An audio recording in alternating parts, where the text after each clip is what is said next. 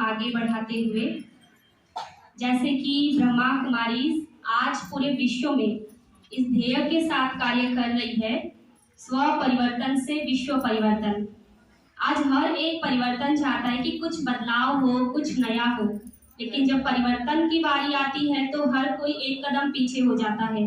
लेकिन ब्रह्मा कुमारी इस कदम को आगे बढ़ाते हुए इस समाज में बहुत सारे ऐसे विश्व परिवर्तन का कार्य कर रही है।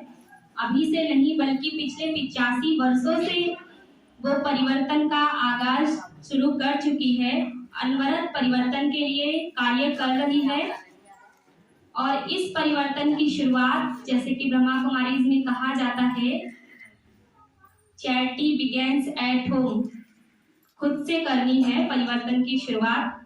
तो ब्रह्मा कुमारी इस मिशन को लेके आगे बढ़ रही है। अध्यात्म जिसका आधार है, परमात्मा शक्ति जिसकी पहचान है, जिसको लेकर आज 140 देशों में ब्रह्मा कुमारी अपनी सेवाएं दे रही है। तो ब्रह्मा कुमारी का संक्षिप्त परिचय देने के लिए अध्यात्म के साथ समाज में किस तरह ब्रह्मा कुमारी अपनी सेवाएं दे रही है, इसके बारे में हमें जानकारी देने के लिए हमारे बीच मौजूद हैं आदरणीय रत्नाकर भाई जी। जैसे कि आपने पहले सुना, आप माउंट आबू से पधारे हैं।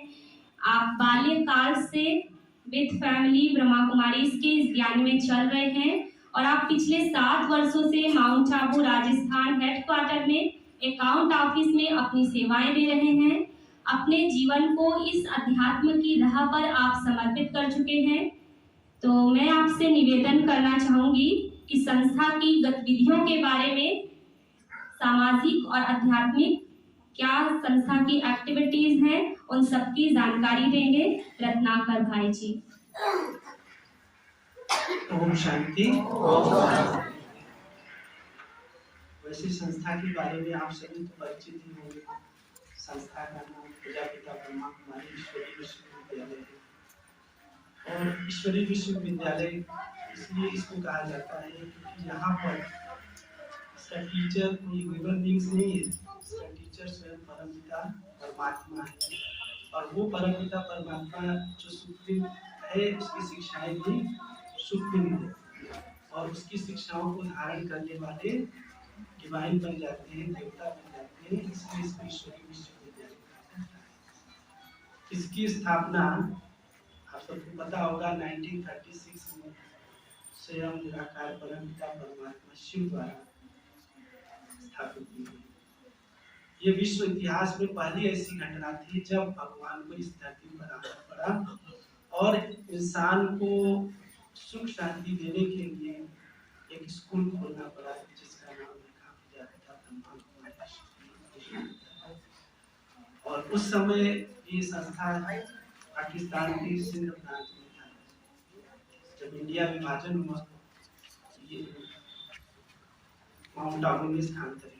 धीरे धीरे जब सेवाएं बढ़ने लगी तो समाज में अनेक प्रकार के वर्ग हैं, अनेक प्रकार के लोग हैं। उनको उस प्रकार से समझाने के लिए संस्था में 20 विंग्स बनाए गए। अभी तो 21 विंग्स हो गए।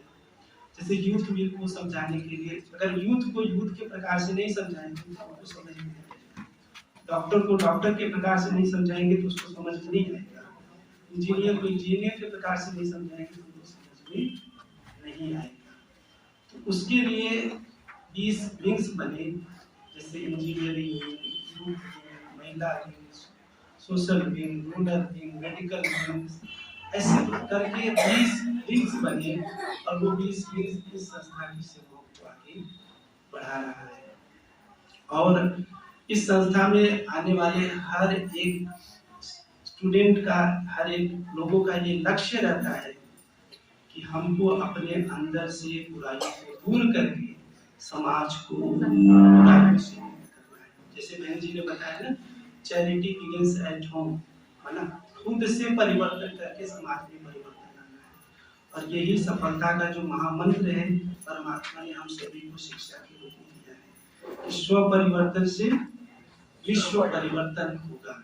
आज इसका उल्टा फॉर्मूला दुनिया में यूज करते हैं, दूसरों का परिवर्तन करने के स्व परिवर्तन करना चाहते हैं, जो कभी हो नहीं सकता। तो परमात्मा हमें सही विधि बताता है स्व परिवर्तन से विश्व परिवर्तन। जैसे आप लोग किसी चीज की सफाई करते हैं, पहले अपने हाथ की सफाई करते हैं। अगर गंदे हाथ से आप कोई चीज को साफ करेंगे तो वो साफ होने के बजाय गंदा ही होगा। तो परमात्मा ने यही सिंपल विधि हमें बताई, स्व परिवर्तन से विश्व परिवर्तन। अब स्व परिवर्तन कैसे होगा, उसकी शिक्षा क्या है, वो परमात्मा हमें राजयोग की बात, वो जो शिक्षा होती है उसी को ही राजयोग कहा जाता है। राजयोग माना ऐसा योग, ऐसी शिक्षा जो हमें स्व परिवर्तन के आगे, स्व परिवर्तन के रास्ते पर ले जाए। और आज ये संस्था जैसे मैंने बताया 146 कंट्रीज में, 146 क्या और भी ज्यादा हो सकता है, तो इतनी कंट्रीज में सेवाएं कर रहा है। और इस संस्था को आप सबको पता हो कि 90s में जो संयुक्त राष्ट्र संघ है उसके द्वारा 5 शांति पुरस्कार मिले हैं संस्था को। और जो आपकी संस्था है जो इंटरनेशनल ऑर्गेनाइजेशन है यूनिसेफ, उसकी एक मेंबर के रूप में एक संस्था है। अच्छा, बहुत बहुत धन्यवाद रत्नाकर भाई जी का। आपने बहुत सरल शब्दों में और छोटे शब्दों में हम सभी को शॉर्ट में संस्था के बारे में परिचित करवाया। अभी हम सभी हमारे बीच बैठे हुए हैं गवर्नमेंट डिस्ट्रिक्ट हॉस्पिटल के पूर्व अधीक्षक डॉक्टर पीपी पांडे जी। आप बोन स्पेशलिस्ट डॉक्टर हैं और साथ ही साथ आप जिस्मानी डॉक्टर के साथ साथ रूहानी डॉक्टर सुप्रीम सर्जन सिपावा के साथ जुड़कर आप रूहानी डॉक्टर भी बन गए हैं। आप लोगों के तन के साथ साथ मन को भी हेल्दी रखने में हेल्प करते हैं, मोटिवेट करते हैं। तो साथ ही आपके अंदर आप मेडिसिन तो सबकी दवा ट्रीटमेंट करते ही हैं, लेकिन आपका एक बहुत सुंदर हुनर है जो हम सभी ने यहाँ पे देखा। आप बहुत सुंदर आपकी लेखनी बहुत सुंदर है, आप बहुत सुंदर लिखते हैं, स्वरचित गीत गाते हैं, आप खुद से लिखते हैं, बनाते हैं और गाते हैं। हम सभी ने सुना भी है, तो आज फिर से हम सभी सुनेंगे। शायद दीदी जी ने नहीं सुना है, सुना है दीदी ने भी सुना है, दीदी ने भी सुना है, तो फिर आज हम सभी फिर से सुन लेते हैं, है ना। सुनने की इच्छा रखते हैं ना सॉन्ग, आप लोग खुश होते हैं सभी सॉन्ग सुन के। तो हम आप सभी, आपका इतना सुंदर गला है और आपकी इतनी सुंदर राइटिंग है, सोच विचार है कि आप बाबा के बारे में इतनी सुंदर सुंदर बातें लिख के स्वरचित गीत गाते हैं। तो हम सभी एक सुंदर सा गीत सुनेंगे, म्यूजिक नहीं बजेगा तो तालियों से हम सभी सपोर्ट करेंगे। कैसी वाली ताली होगी? 1 2 3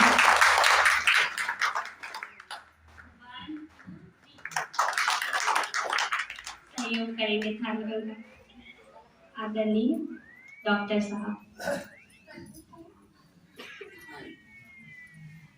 ओम शांति। ये दीदी जी, भाइयों,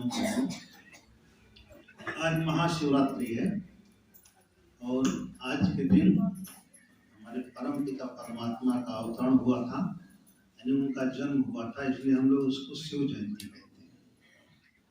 और ये बहुत विलक्षण बात, ये पिता के साथ हम सब बच्चों का भी जन्मदिन। और दूसरी और विलक्षण बात क्या है कि हम कहते हैं ना कि हमारी शिव बाबा से क्या हो गई है, सगाई हो गई। तो हमारी एनिवर्सरी है। तो लौकिक में देखिए जब लड़के लड़कों की सगाई होती है तो कितनी खुशी रहती है, चाहते रहते हैं। और यहाँ हम लोगों को भी उसे हमेशा चेहरे से मुस्कुराहट प्रसन्नता से रहनी चाहिए। तो गीत में सुनिए। देखो देखो देखो देखो मेरी शिव बाबा से सगाई हो गई, देखो मेरी शिव बाबा से सगाई हो गई। कहे दुनिया के मैं तो पराई हो गई, देखो मेरी शिव बाबा से सगाई हो गई, देखो मेरी शिव बाबा से सगाई हो गई। ज्ञान की हल्दी योग का उपटन, ज्ञान की हल्दी योग का उपटन, लग के पावन हो गया तन मन, लग के पावन हो गया तन मन। पूरे 63 जन्म की, पूरे 63 जन्म की भरपाई हो गई, देखो मेरी शिव बाबा से सगाई हो गई, देखो मेरी शिव बाबा से सगाई हो गई। हुई मैं लबरेज मिला इतना दहेज, हुई मैं लबरेज मिला इतना दहेज, पूरी स्वर्ग की ही अपनी रजाई हो गई, देखो मेरी शिव बाबा से सगाई हो गई, देखो मेरी शिव बाबा से सगाई हो गई। हुआ मेरा श्रृंगार, दोनों का श्रृंगार किया शिव बाबा ने। हुआ मेरा श्रृंगार मेरा पिया निराकार, हुआ मेरा श्रृंगार मेरा पिया निराकार। पूरे 21 जन्म की बादशाही हो गई, देखो मेरी शिव बाबा से सगाई हो गई, देखो मेरी शिव बाबा से सगाई हो गई। मेरा बाबा अब आएगा, मेरा बाबा अब आएगा, परम धाम को ले जाएगा, परम धाम को ले जाएगा। मेरी ऐसी अलौकिक विदाई हो गई, देखो मेरी शिव बाबा से सगाई हो गई, देखो मेरी शिव बाबा से सगाई हो गई। कहे दुनिया के मैं तो पराई हो गई, देखो मेरी शिव बाबा से सगाई हो गई।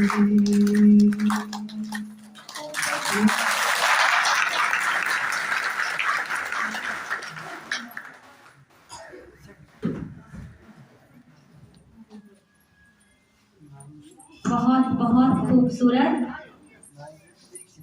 आप सभी की तालियों से ही, चेहरे से ही पता चल रहा है आपको कितना कितना अच्छा लगा है। बहुत बहुत अच्छा लगा।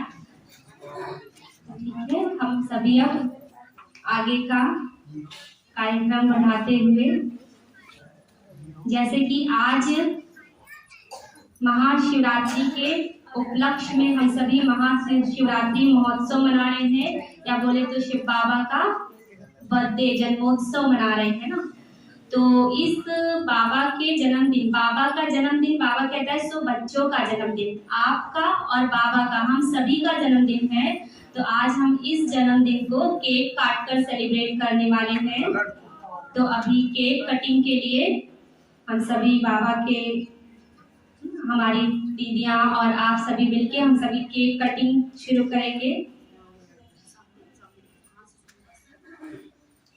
तो अपने बर्थडे को सेलिब्रेट करना है, साथ में शिव बाबा का बर्थडे हम सभी मना रहे हैं ना, तो वो वाली खुशी भी दिखाई देनी चाहिए चेहरे पे।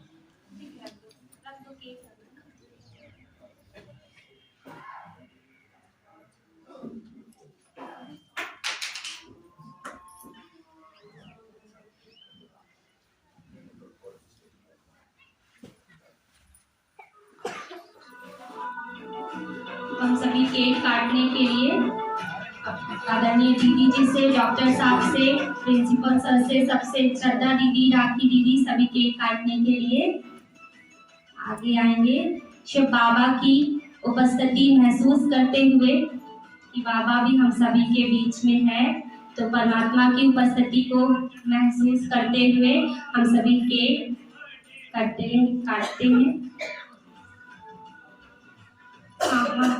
साथ में दीदी, हम सब दीदी भी हमारे बीच में आएंगी जल्दी।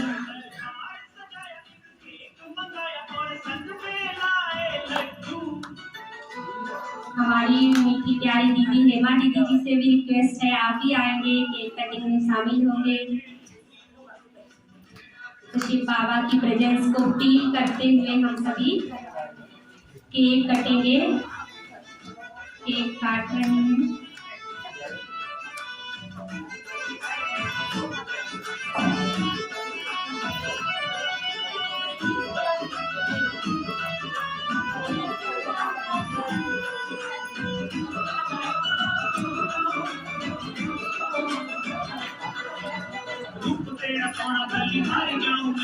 सभी लोग हाथ लगा लेंगे। दो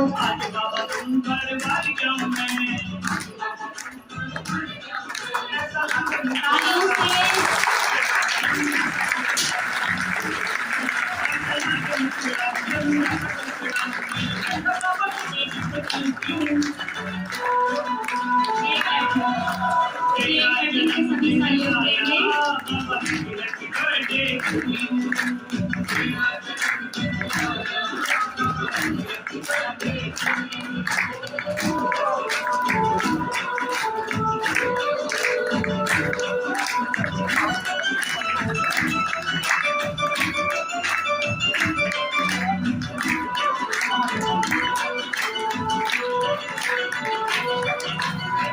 मेरे जीने का सहारा है तू,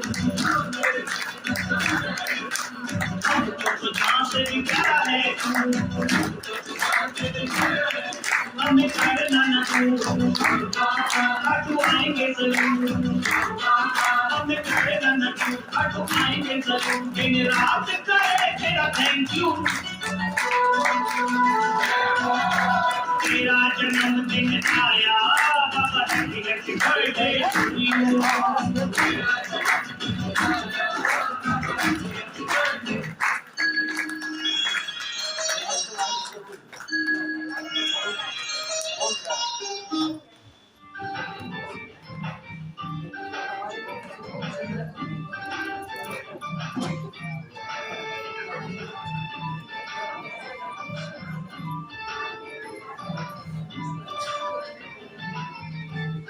हम सभी ने अभी केक काटा, तो केक आप तक अभी पहुंचेगा, अभी इंतजार करेंगे हम सभी। अभी हमारे बीच से डॉक्टर साहब निकल रहे हैं, तो आपको भोग प्रसाद तोली देकर के हम आपकी विदाई करेंगे।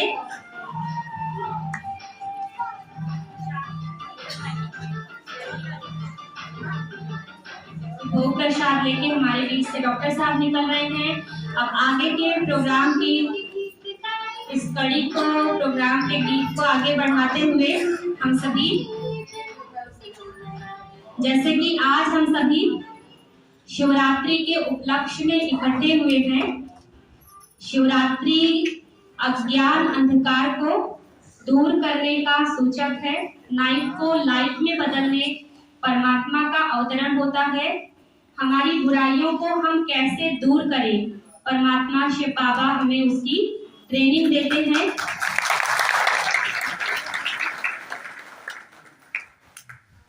तो आगे इस महाशिवरात्रि के बारे में कि कैसे काल चक्र घूमता है और ऐसी रात्रि आ जाती है, दिखाई तो दिन दे रहा है लेकिन फिर भी रात्रि है। तो ये रात्रि क्या है, जैसे कि हम सभी का जन्मदिन, जन्मोत्सव मनाते हैं, लेकिन शिवरात्रि, तो वो रात्रि क्या है, उस रात्रि के बारे में हम सभी के बीच इसे और अच्छे से क्लियर करने के लिए, महाशिवरात्रि का सीक्रेट बताने के लिए, आध्यात्मिक रहस्य क्या है, हमारे बीच हमारी आदरणीय श्रद्धा दीदी जी, आप सीनियर राजयोगा टीचर हैं। स्पेशल आप मेडिटेशन बहुत अच्छा करवाते हैं, आप बेस्ट मेडिटेशन कमेंट्री करवाते हैं, आप राजयोग का एक्सपीरियंस बहुत अच्छा करवाते हैं। आप लोगों ने जिन्होंने किया होगा, दीदी से मेडिटेशन कमेंट्री सुनी होगी, सीखी होगी, या फिर कभी कभी दीदी आके कमेंट्री देते हैं, मेडिटेशन करवाते हैं, तो आप बेस्ट राजयोगा टीचर हैं। और साथ ही साथ आप पिछले कई वर्षों से इस ईश्वरीय विश्वविद्यालय में समर्पित रूप से प्रयागराज के रिट्रीट सेंटर सिविल लाइंस में अपनी सेवाएं दे रहे हैं। तो आपका आपको हम इनवाइट करते हैं कि आप महाशिवरात्रि के बारे में हम सभी को सीक्रेट बताएं, अपने आशीर्वचन सुनाएं कि क्या है महाशिवरात्रि और हम कैसे इस महाशिवरात्रि में अपने आप को उस परमात्मा से जोड़ करके रात्रि से दिन की ओर जा सकते हैं। हमारी आदरणीय श्रद्धा देवी जी।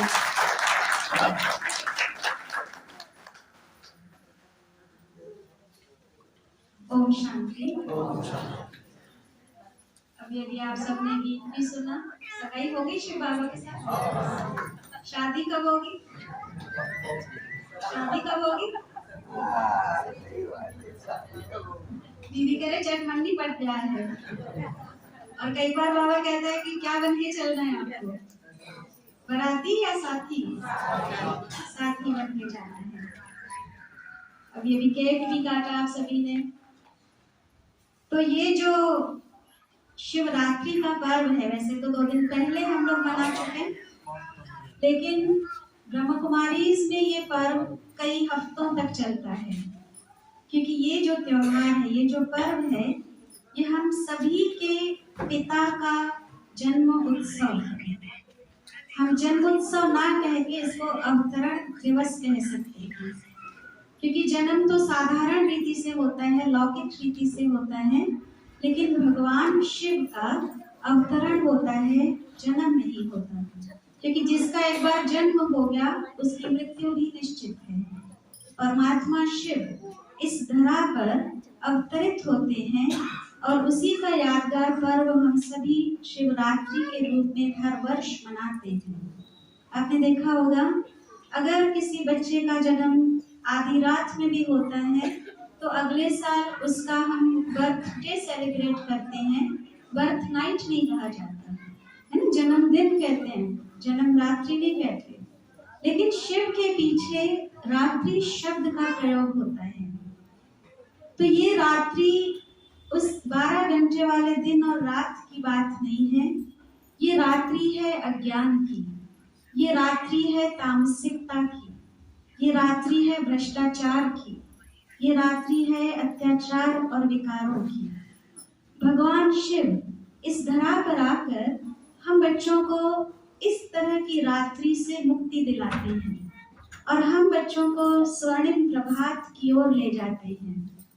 जिसे कहा जाता है कलयुग का अंत और सतयुग के आदि का पीरियड, या जिसे हम कहते हैं पुरुषोत्तम संगम युग, ऐसे समय पर परमात्मा शिव आकर हम बच्चों को सबसे पहले अपना परिचय देते हैं और वो फिर खुदा का परिचय देते हैं। लोग कहें कि पहले हम खुद से परिचित होते हैं, फिर उस खुदा से परिचित होते हैं, और जब हम परिचित हो जाते हैं खुद और खुदा से, तो उसके बाद जो हम ध्यान लगाते हैं, राजयोग सीखते हैं, उसी आधार पर हम इस रात्रि से मुक्त हो सकते हैं और खुद को दिन में जाने के लायक बना सकते हैं, अर्थात खुद को सत्युग में जाने के हम काबिल बना सकते हैं।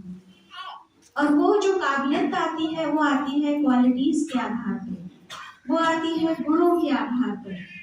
एक बार एक व्यक्ति जापान से अमेरिका गया, तो उसने एक टैक्सी हायर की वहाँ से एयरपोर्ट से, और जैसे ही टैक्सी आगे बढ़ी तो बार बार वो बाहर अपना हाथ और फेस करके कहता है, एक होंडा गुजर रही थी वहाँ से, उसने कहा Honda what a good quality made in Japan. American driver ये सब सुन रहा था, वो बड़ी तारीफ कर रहा था अपने जापान में बनी हुई चीजों की, फिर टोयोटा गुजरी तो अब भी उसने यही कहा कि what a fine quality, made in Japan. American driver सुनता रहा, उसको अच्छा तो नहीं लग रहा था लेकिन कुछ कह नहीं पा रहा था। लास्ट में जब उसका डेस्टिनेशन प्लेस आया, जब वो यात्री उस कार से नीचे, टैक्सी से नीचे उतरा, तो उसने पूछा हाउ मच फेयर, कितना किराया लगा। तो उसने बहुत सारा बता दिया था अमेरिकन ड्राइवर ने। तो वो जापानीज कहता है इतना ज्यादा क्यों? तो अमेरिकन ड्राइवर बड़े प्यार से मीटर पे हाथ रख के कहता है, meter, what a fine quality, very fast, made in Japan. मतलब कहने का भाव ये कि क्वालिटीज अगर हमारे में हैं तो हमारी डिमांड होगी। और भगवान शिव आकर हम बच्चों की क्वालिटीज को बढ़ाते हैं।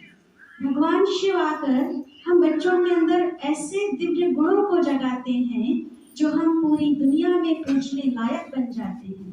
और उसी का यादगार पर्व है शिवरात्रि। हम इसे महाशिवरात्रि भी कहते हैं, क्योंकि जैसे अभी हमने कहा कि वो जन्म नहीं लेता है, परमात्मा शिव का अवतरण होता है। और इसका साइंटिफिक रीजन ये है कि आप सबने भी नोटिस किया होगा, जब भी कभी शिव का मंदिर बनता है तो शिव को कभी भी दरवाजे से एंटर नहीं कराया जाता। किसी भी देवी देवता का मंदिर बनता है और मूर्ति की स्थापना होती है तो जनरली वे में डोर से उसकी एंट्री होती है, दरवाजे से उस मूर्ति को अंदर लाकर मूर्ति की स्थापना होती है। लेकिन जब शिव का मंदिर स्थापित होता है, शिव का मंदिर जब बनता है, तो शिवलिंग को दरवाजे से अंदर न लाते हुए उसको ऊपर छत से नीचे उतारा जाता है रस्सियों के माध्यम से, और फिर स्थापित होती है, वो प्राण प्रतिष्ठा होता है और उसके बाद मंदिर का गुंबज तैयार होता है।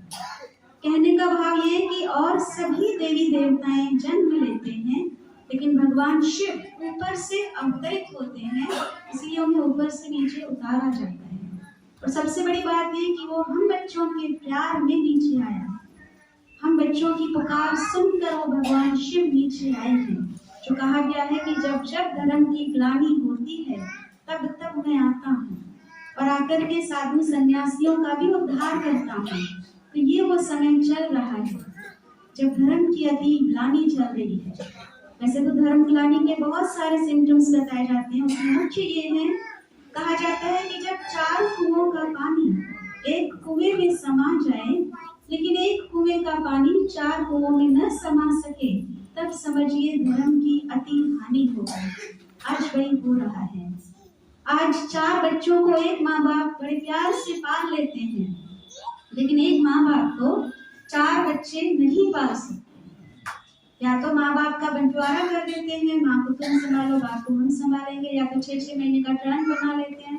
और अगर इससे भी सेटिस्फेक्शन नहीं होता है तो वृद्धाश्रम तो बहुत खुले पड़े हैं, जाकर के छोड़ आते हैं। तो ऐसे समय पर जब धर्म की अति ग्लानि होती है, तब भगवान शिव अवतरित होकर हम बच्चों को फिर से क्वालिफाइड बनाते हैं। हमारे अंदर वो क्वालिटीज, वो वैल्यूज, वो गुण फिर से जगाते हैं। तो आज हम उसी का ही यादगार पर्व मना रहे हैं और ये जन्मदिन है उस शिव के साथ साथ हम बच्चों का भी। यहाँ कई ऐसे बीके भाई बहने भी बैठे हैं। बाबा ने अक्सर ये बात कही है कि ये जन्मदिन केवल मेरे अकेले का नहीं है, आप सबका भी है। क्योंकि भगवान शिव जब ब्रह्मा तन में अवतरित होते हैं, उसके पहले सूक्ष्म वतन में वो हम सभी बच्चों का एक संपूर्ण स्वरूप इमर्ज करते हैं और फिर यहाँ आकर के वो ज्ञान सुनाते हैं। तो बाबा ने हम बच्चों का पहले से ही वो संपूर्ण स्वरूप सूक्ष्म लोक में इमर्ज कर लिया है, अर्थात हमारा जन्म तभी से ही हो चुका है। इसलिए कहा जाता है ये बाप और बच्चों का जन्मदिन है। भक्ति मार्ग में तो इस दिन पर बहुत सी व्रत वगैरह करते हैं, पूजा पाठ करते हैं, एक रात्रि का जागरण भी करते हैं। तो यहाँ बाबा ने बताया है कि केवल एक रात्रि के जागरण की बात नहीं है, लेकिन अपनी आत्मा रूपी ज्योति को हमें जगाना है। और न केवल अपनी आत्मा रूपी ज्योति को जगाना है, बल्कि औरों की भी आत्मा रूपी ज्योति को जगाना है। ये है जागरण का तात्पर्य।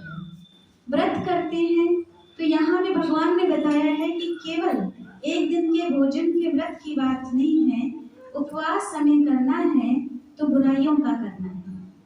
हमें स्वयं को भोजन से दूर नहीं रखना है, हमें स्वयं को बुराइयों से दूर रखना है और जितना हो सके ऊपर वाले की याद में रहना है। वही है वास्तविक उपवास। आपने देखा होगा शिवलिंग पर 3 लकीरें होती हैं और बीच में एक डॉट होता है, यहाँ बना हुआ है सामने। तो ये 3 लकीरों का तात्पर्य है परमात्मा शिव 3 देवताओं के माध्यम से 3 दिव्य कर्तव्य कराते हैं। क्योंकि उनका जन्म दिव्य है, अलौकिक है, तो उनके कर्तव्य भी अलौकिक हैं। भगवान शिव ब्रह्मा, विष्णु और महेश के माध्यम से पुरानी दुनिया की नई दुनिया की स्थापना कराते हैं। पिता श्री ब्रह्मा के माध्यम से पुरानी दुनिया का परिवर्तन कराते हैं शंकर जी के माध्यम से और नई स्वर्णिम दुनिया का पालना कराते हैं विष्णु जी के माध्यम से। और बीच में जो डॉट दिखाया जाता है, जो बिंदु दिखाई जाती है, वो है उस शिव का प्रतीक। बाकी जो भी है देवी देवताएं 33 करोड़ का गायन है, वो शारीरिक हैं, लेकिन भगवान शिव अलौकिक हैं, पॉइंट ऑफ लाइट हैं, पॉइंट ऑफ एनर्जी हैं। और व्रत आदि करते हैं, बैग चढ़ाते हैं। तो यहाँ बाबा कहते हैं कि स्थूल बैग चढ़ाने की बात नहीं है, लेकिन अपने जो मन का वैर विरोध है वो शिव पर अर्पित करना है। बेलपत्र भी चढ़ाए जाते हैं और वो भी आप देखते होंगे कि 3 होते हैं, तभी ही चढ़ाया जाता है जब 3 इकट्ठे होते हैं बेलपत्र। उसका तात्पर्य ये बताया है बाबा ने कि मन, वचन और कर्म से समर्पित होना। जो भी आप कर्म करें उसमें तीनों ही चीजें इन्वॉल्व हो, मनसा, वाचा और कर्मणा। तो इसी को ही हम कहेंगे कि हम सच्ची सच्ची शिवरात्रि मनाएं।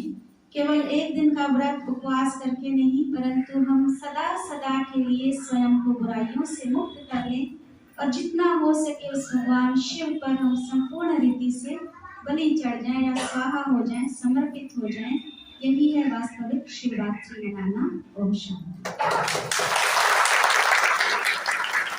बहुत बहुत धन्यवाद। आपने बहुत ही सरल स्पष्ट शब्दों में हमें शिवरात्रि के बहुत सारे स्पिरिचुअल सीक्रेट्स बताए कि कैसे शंभुनाथ स्वयं भू बनकर इस धरा पर ऊपर से अवतरित होते हैं नीचे, और साथ ही साथ त्रिमूर्ति का क्या है और हमें सच्चा सच्चा जागरण उपवास कैसे करना है। इन सब से हम सभी को बताया कि हम सभी अभी सच में शिवरात्रि कैसी वाली सच्ची शिवरात्रि मनाएं कि शिव जी सच में हमसे प्रसन्न हो जाएं, खुश हो जाएं और हमें शिव शक्ति बनाएं। तो शिव से कनेक्ट होकर हम अपनी शक्तियों को जागृत कर सके। अभी इस कार्यक्रम को आगे बढ़ाते हुए हम सभी हमारे बीच साकेत कॉलेज के डिग्री कॉलेज के प्रिंसिपल उपस्थित हैं। तो हम आपसे भी आपके वर्ड्स ऑफ विजडम आप हमसे शेयर कर सकते हैं कि आप अभी क्या, आप पहले भी आप आ चुके हैं यहाँ, तो आपसे भी हम थोड़ा आपके विचार सुनेंगे। आदरणीय अरविंद श्रीवास्तव जी।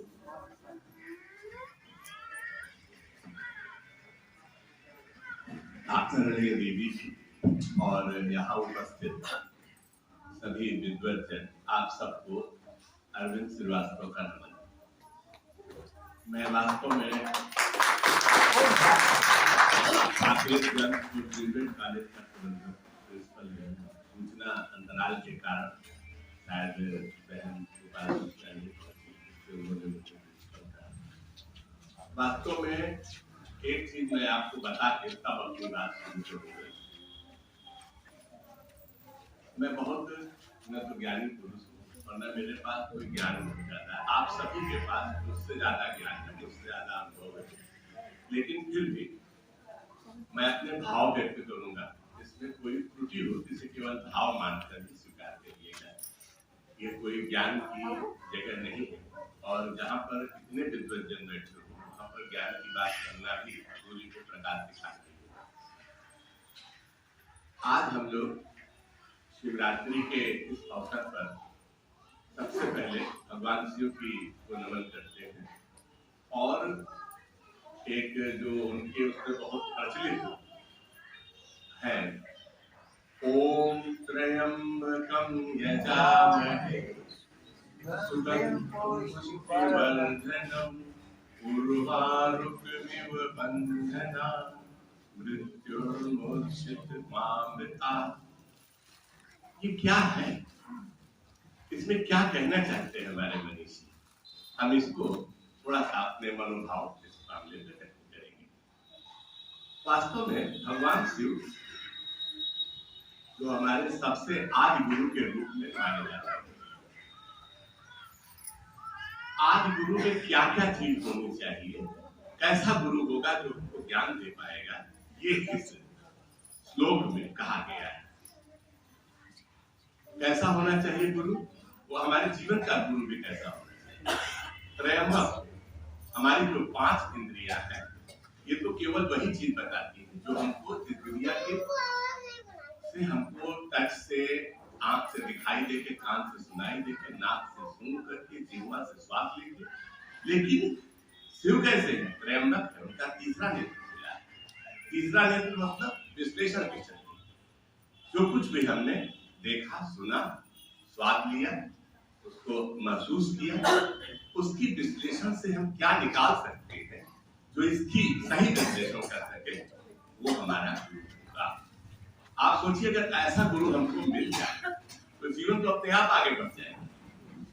जो हमारे जैसे मधुमक्खियां हैं, जितना पराग इकट्ठा किया उससे मधु बना दिया, वही काम तो हमारा मस्तिष्क भी करता है, विश्लेषण करते। हमने जो कुछ भी देखा, सुना, आपने इंद्रियों से महसूस किया, उसको हमने विश्लेषण करने की जिसके अंदर बहुत बड़ी शक्ति है, वही हमारा गुरु होना चाहिए। और ऐसे ही गुरु का भगवान शिव। तो उससे क्या होगा? हमारा जीवन जैसे ककड़ी जब पक जाती है, अगर पकी न हो तो आप उसको तोड़ना चाहे तो नहीं टूट सकती, पौधे से अलग नहीं होगी। ये पौधा क्या है? उसके जो टेंटेकल्स चारों तरफ फैले हैं, जो उसके जिसके पकड़ के चढ़ता है, तो इसको तब बांधे रहता है, टूट नहीं सकता। यानी माया मोह, जहां से हम पैदा हुए, जैसे बड़े हुए हैं, जिन लोगों के साथ बड़े वातावरण में पड़े हैं, जाति धर्म राग द्वेष, हमारी इच्छाएं सब हमको बांधे हुए हैं। जब हमको ऐसा गुरु मिल जाता है तो क्या करता है वो? जिस तरह ककड़ी पक जाने पर आप जैसे छूटे अलग हो जाती है। अगर आप बिना पकी ककड़ी कोई तोड़ के दिखाए, उसकी डाल टूट जाएगी, ककड़ी अपनी जगह से अलग है। ऐसे ही हम बंधे हुए हैं अपने। इससे मुक्त करने के लिए हमें ऐसे गुरु की आवश्यकता है। अब जरा सा इस पर थोड़ा सा हम और ध्यान देते। शिव, हम लोगों के नाम में एक विशेषता क्या होती है? तो इसमें जैसे ही आ की मात्रा लगाते हैं तो पुरुष की बन जाता है, और जब ई की मात्रा लगाते हैं तो बन जाता है। हम लोग अगर जरा सा इस विषय पर ध्यान देते कि शिव में से अगर हम छोटी की मात्रा हटा दें तो क्या बनेगा? शव। शिव अर्धनारीश्वर है। क्यों अर्धनारीश्वर है? क्योंकि वो शिव है, उनमें छोटी की मात्रा जुड़ी हुई है। मतलब हमारी मातृ शक्तियां जब तक नहीं जुड़ेंगी हम नहीं हो पाएंगे। पूरे सृष्टि की कल्पना ही, और ऐसी पूरी सृष्टि हमारे भगवान शिव में समाहित है। हम तीसरी चीज पर अब आगे चलते हैं। जब भी हमारे मनीषियों ने कल्पना किया तो क्या कल्पना किया? जब पाप बहुत बढ़े तो उनके विनाश के लिए माँ दुर्गा की कल्पना की। सारे जितने हमारे देवता थे, सबने अपनी शक्ति क्यों नहीं इंद्र में समाहित कर दिया, क्यों नहीं किसी और में समाहित कर दिया? समाहित किसने किया? स्त्री स्वरूप में माँ दुर्गा। अगर हमने धन की लक्ष्मी, धन के रूप देवी के रूप में कल्पना किया तो किसकी किया? स्त्री की किया, माँ लक्ष्मी की कल्पना। ज्ञान के देव रूप में देखा माँ सरस्वती। सरस्वती कैसी है? सरस है, स्वरस उनका सफेद वर्ण है, श्वेत हंस वाहिनी है। क्यों ऐसा है? क्योंकि ये सब शांति की प्रतीक है। विकास अगर होगा तो शांति में होगा, ज्ञान अगर आएगा तो शांति में आएगा। ऐसा संभव नहीं है कि आप जो है भूख के तड़पते रहे आपके अंदर ज्ञान आएगा। ज्ञान कहाँ से आएगा? ज्ञान तो तभी आएगा ना जब आप ऊर्जा से भरपूर लवलेज हो, और तब आप जब बैठोगे तो आपके अंदर शांत मस्तिष्क में तरह तरह के आपके अंदर अच्छे विचार भेजेंगे। और जब हमारा स्वस्थ शरीर होगा, स्वस्थ मस्तिष्क होगा, तो स्वस्थ समाज की कल्पना हम अपने आप कर लेंगे। इस स्वस्थ समाज के निर्माण के लिए हमें शिव की आराधना करनी ही होगी। अगर हम शिव के दूसरे स्वरूप पर चले जाए, शिव का एक स्वरूप आता है, उन्होंने सृष्टि का विनाश। जब वो तांडव नृत्य करते हैं, कहते हैं कि शिव के तांडव नृत्य से पूरी सृष्टि महाकाल के रूप में हम उनकी पूजा करते हैं। शिव वास्तव में अगर हम इसका और अच्छे से विश्लेषण करें तो शिव एक वैज्ञानिक के रूप में हमको दिखाई देते हैं। ऐसे वैज्ञानिक जो हथियारों पर और उस पर अच्छे से रिसर्च किए हुए हैं, उनके बनाए हुए जो तीर हैं, जो उनके मिसाइल्स हैं, सब आज हमको दिखाई दे रहे हैं। हम उस शिव की कल्पना करते हैं जो सर्वशक्तिमान है। कौन कर सकता है? ऐसा वही कर सकता है जो सर्वशक्तिमान। अब हम इनके बेटे गणेश पर चर्चा करते हैं, क्योंकि इनका पूरा परिवार जब तक हम नहीं देख लेंगे हम समझ नहीं पाएंगे कि हम करना क्या चाह रहे हैं, इसमें शिवलिंग में हम दिखाना क्या चाहते हैं, इससे हम अपने जीवन को कैसे नियंत्रित करें। भगवान गणेश की कल्पना करते समय मनुष्य ने बड़ा अजीब सा स्वरूप चुना। टेढ़ा मेढ़ा, बड़ा सफेद, सूंड निकली हुई, बड़े बड़े कान। क्या है? अकारण नहीं। ये मैं जो व्याख्या प्रस्तुत कर रहा हूँ, ये मेरे केवल मनोभाव है। इसका कहीं उस पर इसको कोई चुनौती देना या एक्सेप्ट करना, मैं जो आपकी बुद्धि स्वीकार करे इसको मान के चलिएगा। तो गणेश माने फर्स्ट मैन ऑफ द गणराज्य, यानी संघ का मुखिया हमारा गणेश। गणेश गण का ईश, उसमें क्या क्या गुण होने चाहिए मुखिया में, ये गणेश के अंदर बताया गया है। कैसा होना चाहिए मुखिया हमारा? आंखें छोटी, यानी हर छोटी बड़ी बात को देख करके कि वो गया तो 5 रुपए की जगह 5 रुपए 50 पैसे खर्च कर नहीं।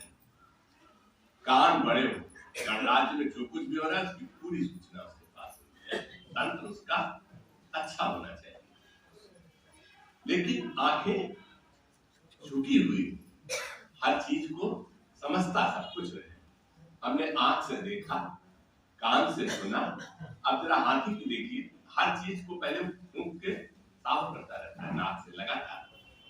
मतलब अपने आसपास को स्वच्छ रखने की शक्ति हो, और जो भी चीज उसने आंख से देखा, कान से सुना, उसको तौल के देखता है इसमें कितना वजन है इस बात। आप हाथी को कुछ भी दीजिए, पहले 2 बार तो उसको आता है इसमें कितना वजन है इस बात। अब कैसा होना चाहिए? मस्तिष्क प्रखर, जो कुछ भी उसने आंख से देखा, सुना, सूंघा, तौला, महसूस किया, उसको उसने मस्तिष्क से विश्लेषण कर लिया। वही गुरु की परिकल्पना। अब आइए हम पीठ बढ़ाओ, हर बात को इनकी बात उनसे, उनकी बात उनसे करता रहेगा तो उसका सारा तंत्र नष्ट हो जाएगा। हर बात को हजम करने की शक्ति। पेट बड़ा। अब साहब चूहा उसकी सवारी क्यों बना दिया? सोचिए कि इतना बड़ा शरीर और इतना छोटा सा जीव उनकी सवारी कैसे लेके चलेगा। लेकिन दुनिया में चूहा एक अकेला ऐसा जीव है, हर जीव केवल अपने खाने की चीजों में दांत लगाता है, लेकिन चूहा लकड़ी रखी और काट देगा, लोहे में दांत लगा देगा। मतलब प्रकृति से दुष्ट है। गणराज्य का मुखिया कैसा होना चाहिए? जो दुष्टों के ऊपर सवारी कर सके, यानी अंकुश रख सके। अगर दुष्टों पर अंकुश नहीं रख सके तो गणराज्य को बचाया जाए। तो जिसके अंदर इतने गुण हो, मुखिया होने के योग्य। माँ पार्वती बगल में विराज रही है। मैंने पहले ही बताया कि सृष्टि की कल्पना बिना दोनों के मिले नहीं हो सकता, इसीलिए अर्धनारीश्वर की कल्पना की गई। और माँ एक ऐसा स्वरूप है आप देखिए कि हर धर्म के हर रिश्ते जितने स्वार्थों पर बने हुए, लेकिन माता बेटे का रिश्ता, माँ और बच्चे का रिश्ता निस्वार्थ है। अगर बच्चे को माँ तुरंत अपने गोद में न उठाए, क्या बच्चा जीवित रह सकता है? सृष्टि आगे जा सकती है?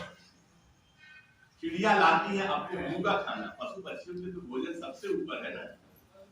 हम लोग कुछ सोच भी सकते हैं, लेकिन चिड़िया लाती है उसके बच्चे के मुंह में डाल देती है। कितना बड़ा निस्वार्थ कर रही है। वो अपने बच्चे को नहीं खिला रही, पूरी सृष्टि को खिला रही है। ये सृष्टि का स्वरूप बता है। ऐसे माँ पार्वती और भगवान शिव को हम नमन करते हैं।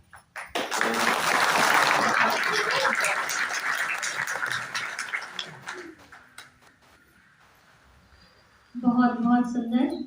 आपने गुरुओं के गुरु सतगुरु परमात्मा शिव के बारे में बहुत सी बातें बताई, साथ में उनकी फैमिली यानी शिवरात्रि के साथ साथ गणेश चतुर्थी का भी सीक्रेट रहस्य सुनाया। तो अभी हम सभी इस कार्यक्रम को आगे बढ़ाते हुए जिस घड़ी का हम सभी को इंतजार था, वैसे हम सभी ने बहुत पहले से बहुत आगे भी दीदी जी को सुन लिया, लेकिन फिर भी अभी हम हमारे नोट स्पीकर आज के मुख्य वक्ता बोले, जिनके नाम में भी उनकी पर्सनालिटी छुपी हुई है। जी हाँ, मन को रमने वाली अट्रैक्टिव पर्सनालिटी, परम आदरणीय बाल ब्रह्मचारिणी महान तपस्विनी मनोरमा दीदी जी। आप ब्रह्मा कुमारी यूपी की जोन इंचार्ज हैं। आप संस्था के संपर्क में 1960 में आए। आपने कानपुर यूनिवर्सिटी से अपनी एजुकेशन कंप्लीट की है। भगवान की प्यारी नजर आप पर पड़ी और उन्होंने आपको अपना राइट हैंड सेलेक्ट कर लिया और इस ईश्वरीय सेवाओं के लिए आपको निमित्त बनाया। तो दीदी जी 1965 से डेडिकेटेड रूप से इस संस्था में सेवाएं दे रहे हैं। आप सभी जो बीके भाई बहन यहाँ पे बैठे हैं, आप सब ने दीदी को माउंट आबू के शांतिवन डायमंड हॉल में, बेहद के डायमंड हॉल में दीदी जी को सुना ही होगा कि आप एक ऑसम स्पीकर एंड एंकर भी हैं। आप अपनी एंकरिंग के लिए बहुत फेमस हैं। साथ ही साथ आप एक बेहतरीन कवित्री भी हैं। आपको बचपन से ही साहित्य लेखन का शौक है। आप ऐसे बहुमूल्य प्रतिभा के धनी हमारी दीदी जी। जैसे कि आपने अभी संस्था के परिचय में सुना कि संस्था के परिचय के ढेर सारे बीइंग्स हैं, जिनमें से कई बीइंग्स हैं like media being, religious being, women being, youth being etcetera. तो आप रिलीजियस बीइंग की कोऑर्डिनेटर भी हैं। आपने बहुत सारे सेमिनार, कॉन्फ्रेंस, धार्मिक प्रभाग की तरफ से किए हैं। तो दीदी जी के लिए मैं कहना चाहूंगी, आपके हृदय में प्रभु प्यार समाया है। आपके हृदय में प्रभु प्यार समाया है और क्या कहे, आप तो अनेकों को खुद से और खुदा से प्यार करना सिखाया है। आपने तो अनेकों को खुद से और खुदा से प्यार करना सिखाया है। तो मैं निवेदन करना चाहूंगी कि आप अपने आशीर्वचन हम सभी के समक्ष रखें। आदरणीय दीदी जी।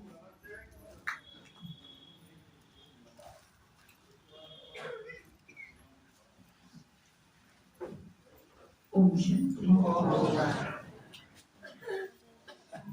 बहुत अच्छा लग रहा है सब बैठे हुए मंच पर उपस्थित हमारे बंधु माननीय भ्राता अरविंद श्रीवास्तव, जिनका चिंतन अभी हम सुन रहे थे। बहुत ही सुंदर चिंतन की भाव भूमि मैंने साकेत में जाकर देखी और बहुत अच्छा लगा।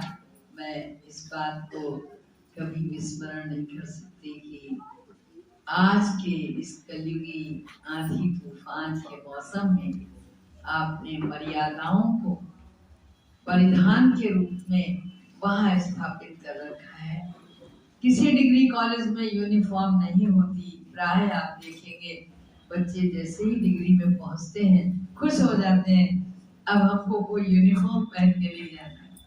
लेकिन हमारे साकेत में आज भी परिधान निश्चित है और वहाँ की शिक्षिका बहनें भी जो हमारी गुरुजन हैं वो भी अपने एक बहुत संपूर्ण भारतीय परिधान में वहाँ आती है। तो ये एक आदर्श और व्यवहारिकता का संगम है जो कि हमारे प्रतापगढ़ की धरणी को मिला हुआ है। बहुत बड़ा कार्य है। मैं हमेशा ये मानती हूँ जो हमारे शिक्षा जगत के लोग हैं वो वास्तव में पूजनीय हैं। उस पीढ़ी को जो आगे समाज में खड़ी होगी उसे खड़ा होने की, उसे चलने की, उसे संस्कार देने की एक ऐसा मंदिर जो विनय और विश्वास का संगम हो, वो आपने यहाँ बनाया है जहाँ बच्चे विनय सीखें, विश्वास के साथ आए और श्रद्धा के सुमन माँ सरस्वती पर चढ़ाएं। निकलेंगे तो एक बहुत अच्छे नागरिक बनकर निकलेंगे। तो देख करके जब मैं वहाँ गई और खुश हुई तो मैंने पूछा वहाँ की प्राचार्य से, इस विद्यालय की नींव किसने डाली है, इसका प्रबंधक कौन? तो वो हंसी और बोली चलिए आपको मिलवाते हैं। और प्रोग्राम के बाद उन्होंने भ्राता जी से मिलवाया। बहुत अच्छा लगा। मैंने तब भी भाई जी को बधाई दी थी और कृषि के बारे में कुछ चीजें बताई कि हमारे यहाँ यौगिक खेती होती है और रासायनिक और केमिकल जो खाद पड़ती है उससे बहुत दूर रहा जाता है, रखा जाता है। तो भ्राता जी बोले दीदी वो वाला प्रोग्राम करवाइए ना, मैं यहाँ प्रतापगढ़ में कई गाँव में करवा दूंगा, जनता मैं इकट्ठी करूंगा, आप रूरल में इनका प्रोग्राम करवाइए। तो वैचारिकता जितनी हमारी उपजाऊ हो, श्रेष्ठ हो और बेहद में जैसे भगवान शिव की चर्चा हो रही है, तो भगवान शिव ही एक ऐसी सत्ता है जो सर्वोच्च है, जो सर्वशक्तिमान है, जो अजन्मा है, जो अकर्ता है, जो अभोक्ता है, जिसके लिए कहा जाता है सदैव सदैव सदैव कल्याणकारी। मैं बाबा के महावाक्यों में से ही एक वाक्य बहुत चुन के पक्का करके रखा है कि संगम युग पर आप बच्चों का कभी भी अकल्याण नहीं हो सकता। अरे जिसका बाप घरा पे आ गया हो, बच्चों की आवाज सुन के उस बच्चे का कल्याण कैसे हो सकता? प्रश्न ही नहीं होता। तो ऐसे समय से हम लोग तो 12-15 दिन ही मनाते हैं ये शिव जयंती, लेकिन वास्तव में पल पल मनाना चाहिए। हम बहुत बहुत शुक्रगुजार हैं उनके जिनके लिए कहा है विप्रधेनु सुर संत लीन मनुज अवतार। बहुत बड़ी बात है। विप्र और धेनु चलो पीड़ित हो सकते हैं, लेकिन आगे लिखा सुर संत हित, जहाँ देवताएं भी पीड़ित होते हो, जहाँ संत भी पीड़ित होता हो, उनके उद्धार के लिए कोई आया तो कौन आ सकता है? कहते हैं देवताओं में भी आपस में कभी मनोमय साम्राज्य में कुछ न कुछ हो जाता है। अभी भ्राता जी ने बहुत अच्छी बात बताई, रूप रस गंध स्पर्श स्वाद, इन्हीं के चक्र में तो मनुष्य घूम रहा है। सुबह से शाम तक जो काल चक्र में घूम रहा है वो केवल इसी के, किसी के रूप में, किसी के गंध में, किसी के स्वाद में, किसी के स्पर्श में क्या मिल रहा है, भागा चला जा रहा है व्यक्ति। तो परमात्मा जब धरा पर आया तो वो हमें इन सब स्वादों से, रूप से, रस से, गंध से, स्पर्श से बाहर निकालना है और हम सबका उद्धार करना। इसीलिए परमात्मा के जो सहस्र नाम है उसमें एक नाम पारसनाथ भी रखा है, जिसके दरस और परस से हमारा उद्धार हो जाए। कहते हैं सृष्टि के विनाश के समय, माना हर धर्म पुस्तक कहती है, केवल हमारे वेद नहीं कहती। हमारे वेद तो भगवान की और ज्योतिर्मय स्वरूप की मंगल कामना करते हैं और गणना करते हैं, गायन करते हैं, लेकिन ऐसा नहीं। हमारे मुसलमान बंधु भी मानते हैं कि प्रलय के वक्त कयामत के समय एक बहुत बड़ा ज्योतिपुंज प्रकट हुआ था। हमारे वेद भी कहते हैं कि भगवान शिव स्वयं ज्योतिपुंज के रूप में धरा पर जब आए तो देव आपस में ये चर्चा कर रहे थे, हम बड़े कि तुम बड़े, बड़ा तो बड़ा कौन। उस समय लोग पूछने गए, प्रभु आप हैं कौन? बोले आपका परिचय उस ज्योतिपुंज से आवाज आई। तो वायुदेव ने कहा मैं वायु हूँ, जिसको चाहे उसको उड़ा सकता हूँ, मेरे आगे अच्छे अच्छे नहीं छूटे। तो ज्योतिपुंज से आवाज आई, इस क्रिकेट को उड़ा। वायुदेव ने पूरी ताकत लगाई और कहते हो तिनका ना उड़ा, ना उड़ना था। अग्निदेव आए, उन्होंने अपना परिचय दिया तो वो जला नहीं पाए उसको। अनेक देव आए, आखिर ब्रह्मा और विष्णु कहते हैं, इंद्र आए और दोनों ने हाथ जोड़े और कहा अब आप अपना परिचय स्वयं दें। कहा नहीं अभी और खोजो, इतनी जल्दी हार गए क्या? हाँ, एक ऊपर चला गया और एक नीचे चला गया, ये देखने के लिए कि ज्योतिपुंज का उद्गम कहाँ है। लौट आए, बोले हम नहीं पाएंगे। ब्रह्मा ने सोचा अरे मान हानि हुई जा रही है, यही मौका है हम पाए आपका उद्गम। तो उन्होंने जो बताया और जो उन्होंने गवाही कहते हैं दी, एक पुष्प की एक गाय की दोनों साबित, आज तक केतकी का फूल कहीं चलता। तो ये जो स्थिति बनी, परमात्मा को स्वयं भू कहा जाता है, उसका कोई रचयिता नहीं। गोस्वामी जी ने बहुत अच्छे से लिखा है कि राम राम सब कोई कहे, दशरथ कहे न कोई। और एक बार दशरथ कहे, कोट यज्ञ फल हुए। रचयिता रचना से बड़ा है, तब तो उसमें इतने श्रेष्ठ गुण डाल पाया। तो वास्तव में विद्वान जन तो दशरथ का भी अर्थ निकाल देते हैं कि 5 इंद्रियां, कर्मेंद्रियां, ज्ञानेंद्रियां, इनको अंकुश रखने वाला, इस रथ पर सवार रथी।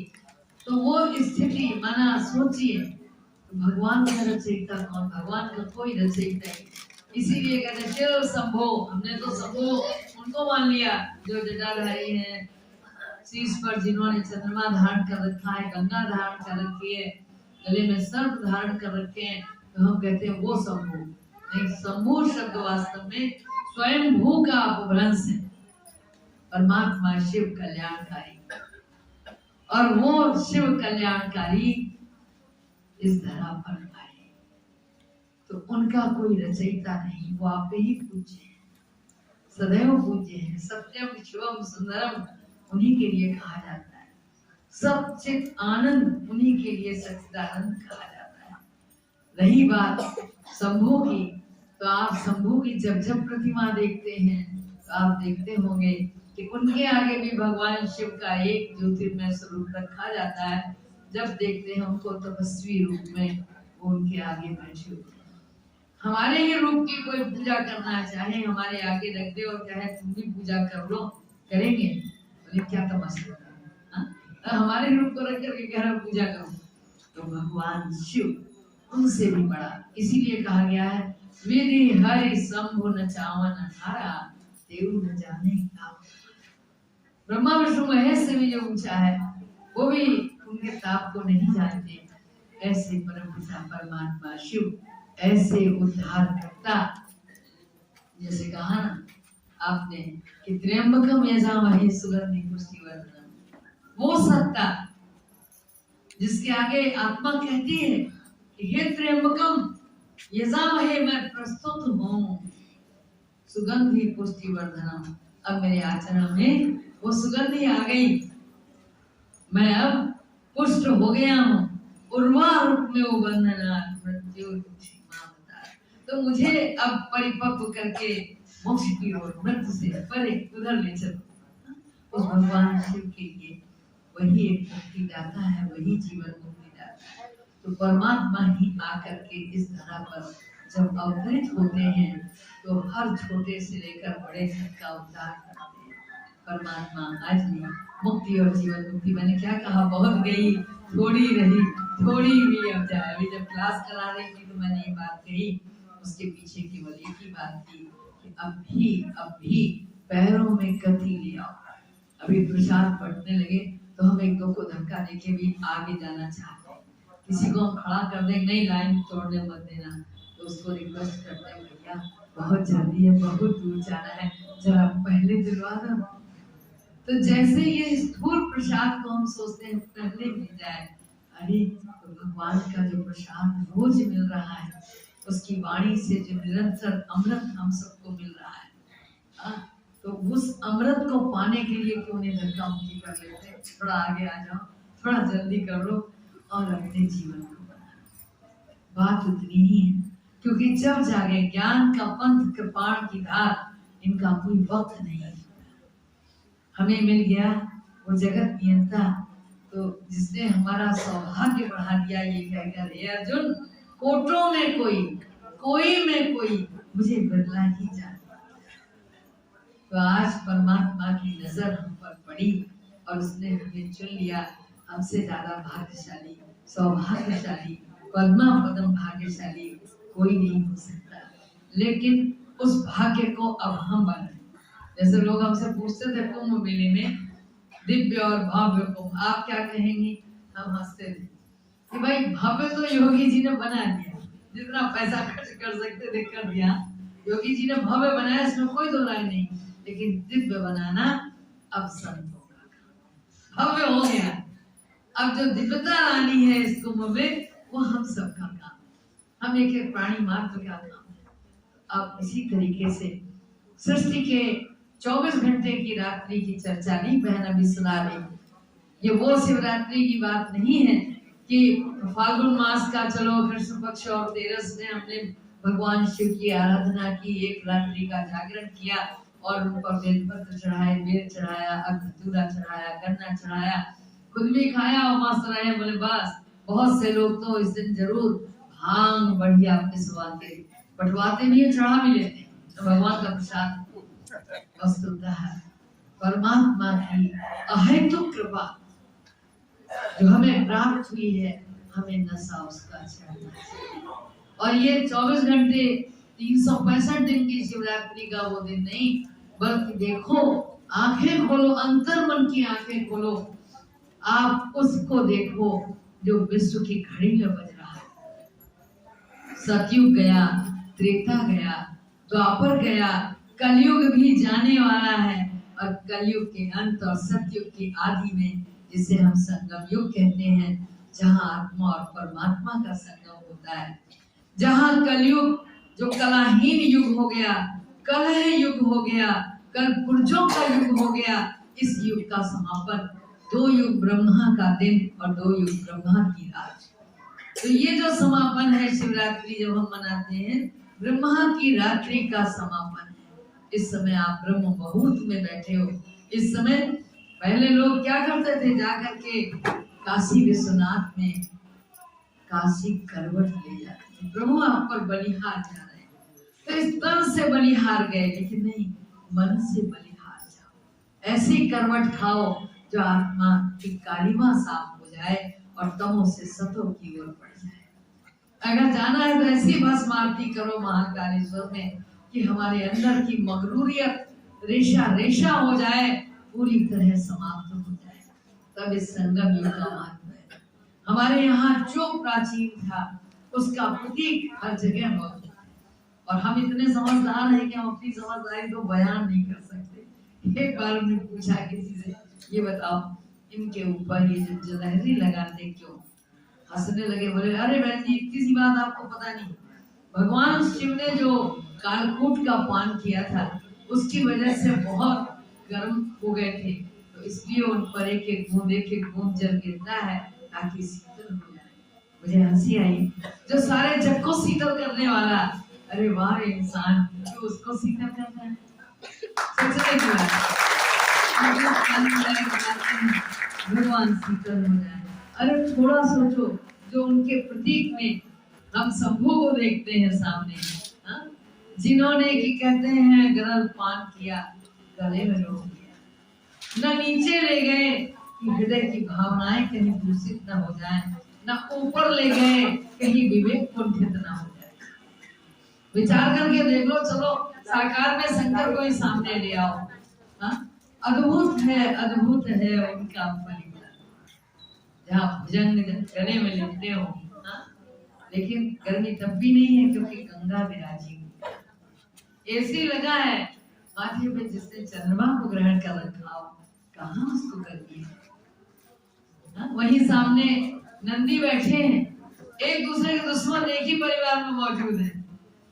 हाँ, एक और मोर है, एक और देखिए, विचार कीजिए, सिंह वाहिनी माँ दुर्गा माँ अम्बे बैठी हुई है, लेकिन परिवार में कितनी शांति है, कितना सौहार्द है, कितना प्रेम है और कितना कल्याण की भावना है।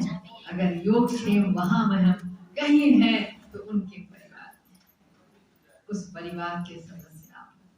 तो जो कुछ चढ़ाओ जीवन भर, जिनसे 36 के आंकड़े चले आ रहे हैं, आज के दिन माफ कर दो और माफी मांग, कुछ तो करो। सच्चा बैर चढ़ाओ जो सदैव के लिए सरस हो।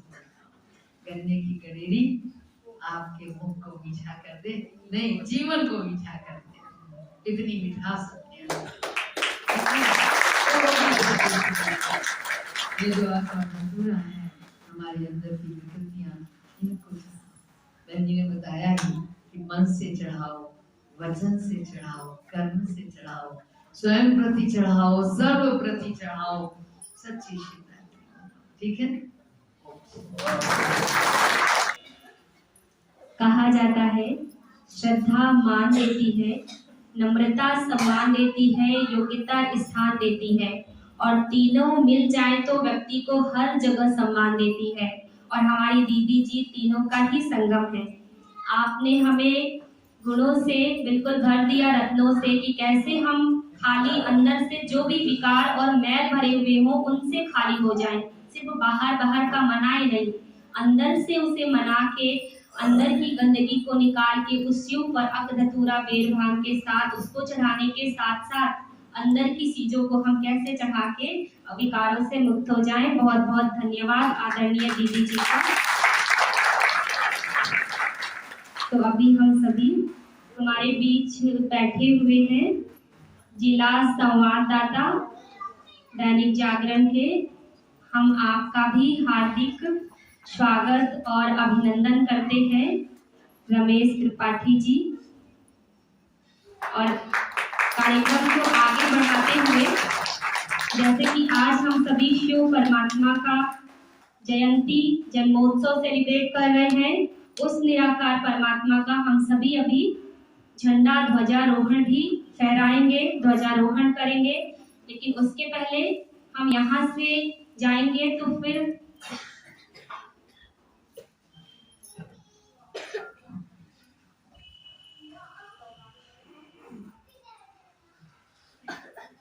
जैसे कि परम पिता परमात्मा शिव ज्योति बिंदु निराकार है, और उस निराकार शिव का हम ध्वज लहराकर इस कार्यक्रम का यादगार समापन करेंगे।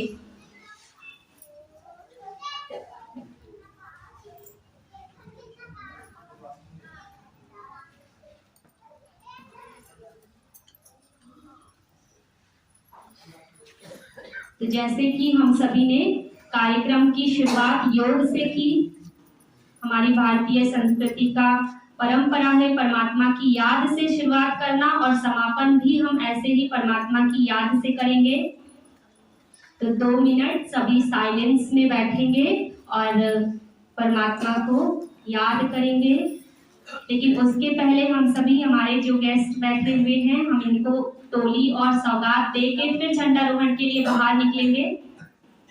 तो टोली और सौगात आदरणीय दीदी जी, हमारे डिग्री कॉलेज के प्रबंधक, साकेत कॉलेज के प्रबंधक, आपको सौगात और टोली दिया जा रहा है।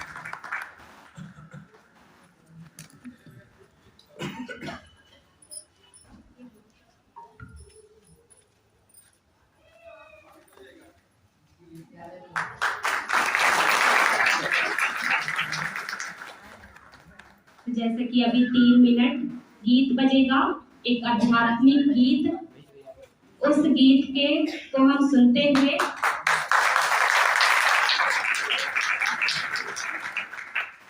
इस कार्यक्रम का समापन करेंगे। एक प्यारा सा गीत।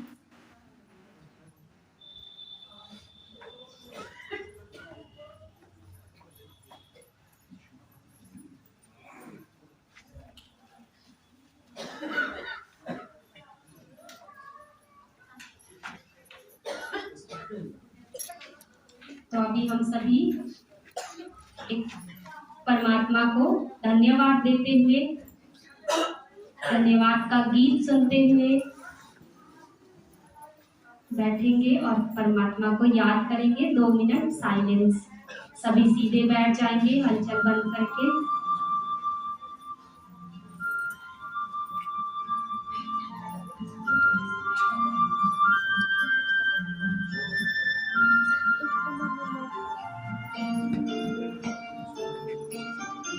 जीवन की राहों में तुमसे तेरा प्रेम का प्रकाश मेरे प्राणों में बिखेरा, आंचल में भर के कहा हाल मेरा, आंचल में भर के कहा हाल मेरा, धन्यवाद तेरा प्रभु, धन्यवाद तेरा, धन्यवाद तेरा प्रभु, धन्यवाद तेरा, धन्यवाद धन्यवाद धन्यवाद तेरा, धन्यवाद धन्यवाद धन्यवाद तेरा।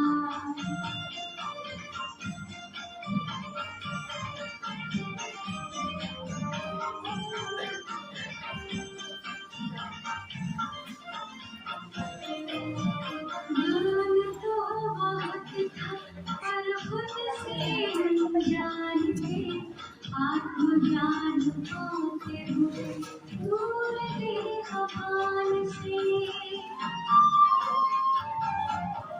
ज्ञान तो बहुत था पर खुद से अनजान थे, आत्मज्ञान पाते हुए दूर थे भगवान से। सद्गुणों से कर दिया है श्रृंगार मेरा, धन्यवाद तेरा प्रभु, धन्यवाद तेरा, धन्यवाद तेरा प्रभु, धन्यवाद तेरा। ओम शांति। तो मैं अभी हमारे सम्माननीय मंच से आग्रह करना चाहूंगी कि हम सभी फ्लैग होस्टिंग सेरेमनी के लिए बाहर चलेंगे और फिर सब भाई बहने बैठेंगे, दीदी लोग चले जाएंगे सभी हमारे। तो आप भाई लोग, सबसे पहले भाई लोग निकलेंगे एक दूसरे का सहयोग देते हुए, पहले आपका पाठ पढ़ते हुए। और आदरणीय हेमा दीदी जी आपके ऊपर है, आप भी नीचे आके झंडारोहण में। और दीदी के निकलने के बाद भाई बहने धीरे धीरे एक दूसरे का सहयोग देते हुए निकलेंगे।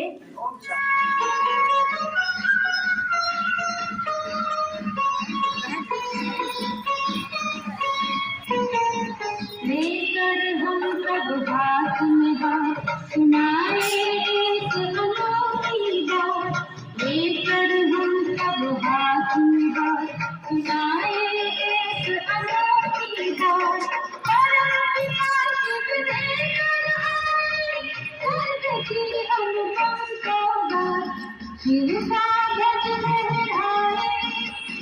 शांति वो बरसाए, अंबर से फूल सजाए, शिवका ध्वज लहराए।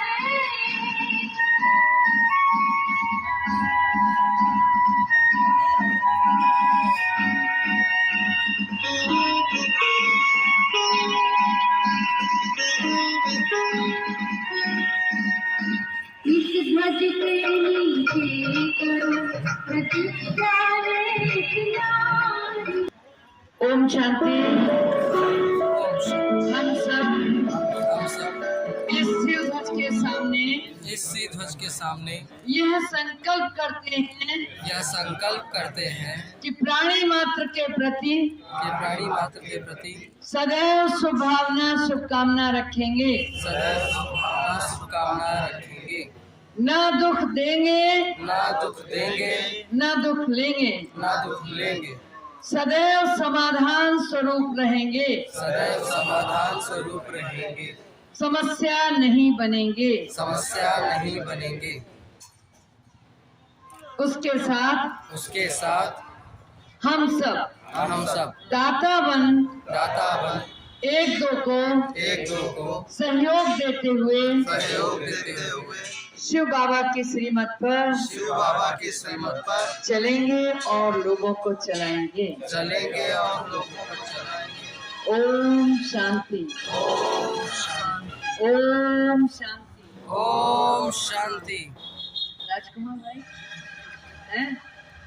सब सत्यों में सत्य महान, शिव है गीता के भगवान। सब सत्यों में सत्य महान, शिव है गीता के भगवान। जब छोड़ोगे 5 विकार, तभी मिटेगा भ्रष्टाचार। जब छोड़ोगे 5 विकार, तभी मिटेगा भ्रष्टाचार। एक कल्प में एक ही बार, शिव बाबा लेते अवतार। एक कल्प में एक ही बार। शिव बाबा लेते अवतार। ओम शांति। ओम शांति।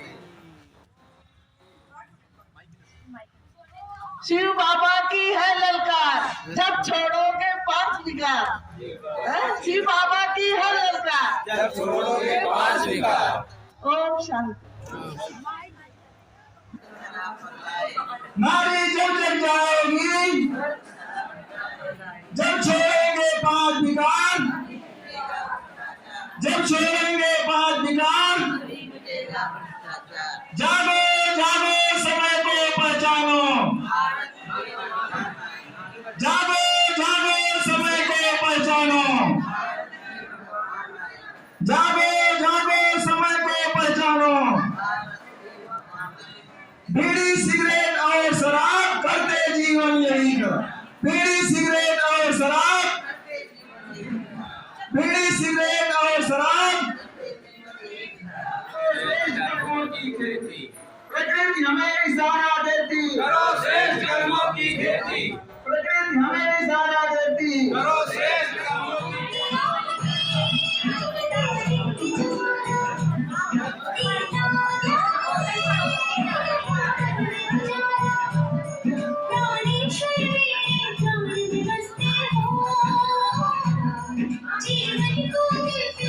से भरते हो।